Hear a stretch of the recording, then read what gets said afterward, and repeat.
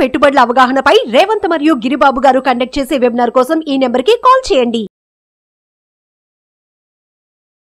నమస్తే, welcome to Suman TV. నేను విష్ణు. ప్రస్తుతంతో పాటు సీనియర్ ఫినాన్స్ ప్రొఫెషనల్ గిరిబాబు గారు ఉన్నారు, వారితో మాట్లాడదాం. సార్ నమస్తే. సార్ గిరిబాబు గారు. నమస్తే అండి. సార్ గిరిబాబు గారు, ఇవాళ ఒక ఆర్టికల్ ఒకటి చదివాను ఇండెక్సేషన్ గురించి. ఏంటి అసలు ఇండెక్సేషన్ అంటే ఏంటి? ఇది పన్ను భారాన్ని ఏ విధంగా తగ్గిస్తుంది? ఇండెక్సేషన్ అనేది చాలామంది దాన్ని తప్పుడు అర్థం చేసుకుంటూ ఉంటారు. ఎట్లా అంటే ఇండెక్సేషన్ అనేది మనం యాడ్ చేస్తే ఇన్కమ్ ట్యాక్స్లో దీని ఇంపాక్ట్ ఉంటుంది, ఇండెక్సేషన్ వల్ల మనకు ఇన్కమ్ ట్యాక్స్ బెనిఫిట్ అవుతుంది అనుకుంటారు. కానీ అది నిజంగా యాక్చువల్ ఇండెక్సేషన్ అంటే ఏంటి, అది మనకి ఎట్లా అనుకూలంగా తీసుకోవాలి, ఇండెక్సేషన్ ఎంత కాలం మనము ఇన్వెస్ట్మెంట్ చేసి ఉంటే మనకి అప్లై అవుతుంది అనేది కొన్ని విషయాలు క్లియర్ అర్థమవుతే దీని గురించి క్లుప్తంగా తెలుసుకోవచ్చు. సింపుల్ అండి. ఇప్పుడు ఏదైనా ఒక వస్తువు అది ఫ్యూచర్లో ధర పెరిగిద్ది లేక ధర తగ్గినా సరే అది ఎప్పుడు కూడా ఇన్ఫ్లేషన్కి అనుగుణంగా వెళ్తూ ఉంటుంది. మనం చాలాసార్లు మాట్లాడుకుంటూ ఉంటాం, అంటే ద్రవ్యోల్బణం. అయితే సపోజ్ ఇప్పుడు నేను ఒక వ్యాపారిని లేదా ఒక వ్యాపారం చేసేటప్పుడు నేను ఇవాళ ఒక వస్తువు కొన్నానంటే ఆ వస్తువుని ఎంతకు అమ్ముతున్నాను, ఆ వస్తువు అమ్మినప్పుడు నాకు ఎంత లాభం వచ్చింది, ఈ వచ్చిన లాభానికి మళ్ళీ మనము ద్రవ్యోల్బణాన్ని అటాచ్ చేయాలి. అటాచ్ చేసి అప్పుడు రియల్ ఇన్వెస్ట్మెంట్, రియల్ ప్రాఫిట్తో తీసుకుంటాం. ఫర్ ఎగ్జాంపుల్, ఇప్పుడు నేను ఒక వస్తువు 100 రూపాయలు కొన్నాను, దీనికి నాకైనా లోకల్ ట్యాక్స్ ఎక్స్ట్రా ఒకప్పుడు ఉండేది, మీకు గుర్తుందా? ఎంఆర్పీకి ముందు ఎల్టీ ఎక్స్ట్రా అని ఉండేది. అంటే ఏంటి? అదనపు పన్నులు, స్థానిక పన్నులు అదనం. ఆ టెక్సెస్ అన్ని కూడా యాడ్ చేసుకొని నా total cost of production or cost of purchase plus local tax extra, దాని మీద నేను ఎంత ప్రాఫిట్ వేసుకొని అప్పుడు నేను అమ్మడం జరుగుతుంది. అప్పుడు అమ్మిన ప్రైస్లోంచి నా production cost, local tax extra అన్ని తీసేస్తే నా ఖర్చులు మళ్ళీ తీసేస్తే వచ్చేది మనకు ప్రాఫిట్. అయితే ఇదే కాన్సెప్ట్ ఇండెక్సేషన్కి దగ్గరగా ఉంటుంది. ఇండెక్సేషన్లో ఏమవుతుందంటే, ఫర్ ఎగ్జాంపుల్ మనము ఇండెక్సేషన్ దేనికి ఉపయోగపడుతుంది? స్టాక్ మార్కెట్, డెట్ ఫండ్స్, తర్వాత రియల్ ఎస్టేట్, వీటన్నిటిలో ఉపయోగపడుతుంది. ఉదాహరణకు మనం రియల్ ఎస్టేట్ తీసుకుంటే, ఎవరైతే 2 years ఏదైనా ఒక ల్యాండ్ లేదా ఒక ఫ్లాట్ ఏదైనా హోల్డ్ చేస్తే 2 years కంపల్సరీ, అబౌట్ 2 years ఉంటేనే మనకి ఇండెక్సేషన్ వస్తుంది.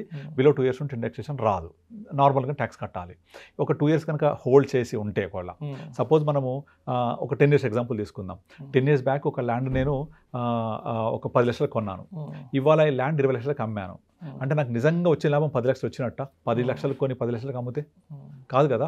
ఈ లోపల ఈ గడిచిన 10 సంవత్సరాలలో ల్యాండ్ యొక్క ప్రైస్ అప్రిషియేషన్ ద్రవ్యోల్బణానుగుణంగా పెరుగుతూ ఉంటుంది. ఇది ఎంత ఉంటుంది? కన్జ్యూమర్ ప్రైస్ ఇండెక్స్కి అడ్జస్ట్ చేసి ఉంటుంది. ఉదాహరణకి ఈ కన్జ్యూమర్ ప్రైస్ ఇండెక్సేషన్ ఒక 5 నుంచి 6% అనుకుంటే, ఈ ల్యాండ్ కూడా 5-6% చొప్పున అప్రిషియేట్ అవుతూ ఉంటుంది సహజ సిద్ధంగా. ఈ అప్రిషియేట్ అయిన దాంట్లో నుంచి ప్రొడక్షన్ కాస్ట్ ప్లస్ ఈ అప్రిషియేషన్, ఈ రెండిట్లో నుంచి మనం అమ్మిన ప్రైస్ తీసేయాలి. తీసేస్తే వచ్చిందే మనకు నికర లాభం. దీని మీద మనం ట్యాక్స్ పే చేయాలి. ఇది దానికి ఉద్దేశించింది. అంతేగాని నేను 20 లక్షలకు అమ్మాను, కొన్నింది 10 లక్షలు కనుక మొత్తంగా వచ్చిన 10 లక్షలు నా ప్రాఫిట్ కాదు. దీని నుంచి ఇండెక్సేషన్ కోసం ఇన్ఫ్లేషన్ అడ్జస్ట్ చేస్తూ తీసుకోవాలి. అదే డెట్ ఫండ్స్ ఉంటాయి. డెట్ ఫండ్స్ ఒకప్పుడు, ఇప్పుడు కాదు, 3 years కనుక హోల్డ్ చేస్తే 3 years తర్వాత మీకు ఏదైతే ప్రాఫిట్ వస్తుందో అది ఇండెక్సేషన్ అప్లై చేసి 20% ఫ్లాట్ పే చేస్తాం. బట్ ఇవాళ డెట్ ఫండ్స్కి లేదు అది. డెట్ ఫండ్స్ అనేవి మన పర్సనల్ ఇన్కమ్ యాడ్ చేసి కట్టాల్సిందే. సో ముఖ్యంగా మనకు ఉపయోగపడేది రియల్ ఎస్టేట్లో. నెంబర్ 2, ఇది మనకు స్టాక్ మార్కెట్లో కూడా ఉపయోగపడుతుంది.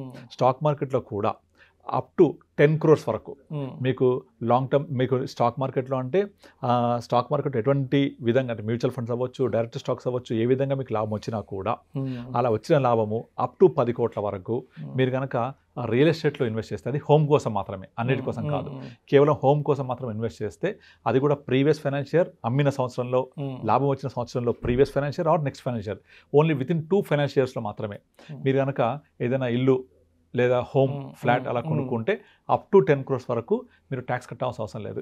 ఇది కూడా ఏంటి, ఇండెక్సేషన్లో భాగం కాదు ఇది, కానీ ట్యాక్స్ హార్వెస్టింగ్లో, ట్యాక్స్ తగ్గించుకోవడంలో ఎలా ఉపయోగపడుతుందంటే చెప్తున్నాను. అప్పుడు మనం ఒక 10 crores రూపాయల లాభం వచ్చినప్పటికీ స్టాక్ మార్కెట్లో కానీ మ్యూచువల్ ఫండ్ రూపంలో కానీ ఈ వచ్చిన లాభాన్ని మనము ఈ గడిచిన 1 year లేదా రాబోయే 1 year, 1 financial year లోపల మనం కనుక up to 10 lakhs up to 10 crores కనుక మనము ఒక ఫ్లాట్ తీసుకుంటే మనకి ఎటువంటి ట్యాక్సెస్ ఉండదు. లేదా మనము ఏదైనా ట్యాక్స్ కట్టాల్సిన పరిస్థితి వస్తే ఇండెక్సేషన్ని అర్థం చేసుకొని దాని ఇండెక్సేషన్ యొక్క షీట్ మనకు ప్రతి ఒక్క సీఏ దగ్గర దొరుకుతుంది, ఇంటర్నెట్ దొరుకుతుంది.